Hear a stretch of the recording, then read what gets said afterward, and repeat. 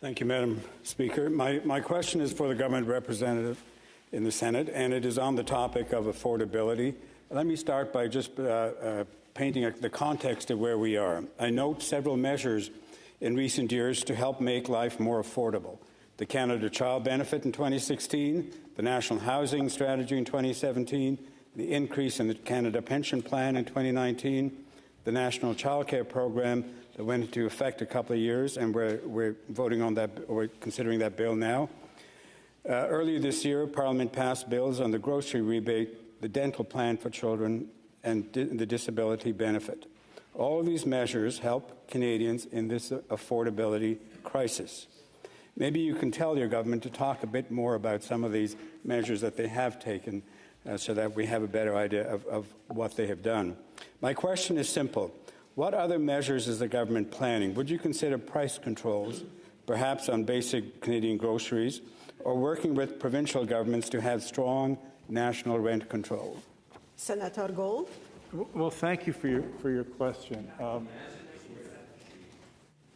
Senator Gold, c'est à vous la parole. Thank you for your question. The government is considering many possibilities to address the affordability, the challenges that all Canadians, many Canadians, are facing. And indeed, the government has announced earlier this week that they will be introducing a bill in Parliament soon to address aspects of this issue. When that bill is introduced, we'll have the opportunity to learn more about the plans and to study it. It is public knowledge that that in addition to other measures, the bill will include modifications and strength and amendments to strengthen our competition law, which is one aspect of ensuring that through robust competition, prices can be controlled.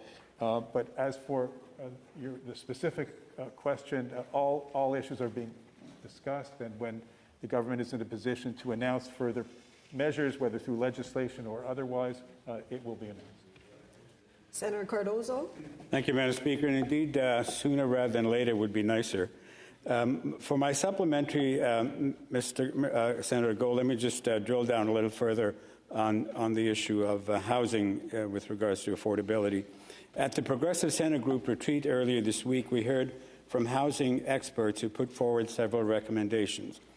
Indeed, the government has made 2 announcements in London, Ontario, as you mentioned last week. But let me ask you about one particular one.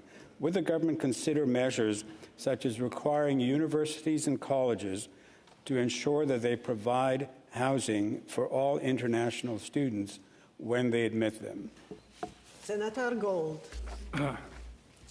Well, thank you for your question. Again, I do not know and I'm not able to provide information as to what the government may decide to do. Only to remind senators that, as I sometimes am at pains to do, that jurisdiction over universities and colleges is a matter of provincial jurisdiction, but the levers that the government has at its disposal under our Constitution are being examined carefully in all areas so as to allow the government in a robust way to do what it can, its part in addressing affordability and housing issues in Canada.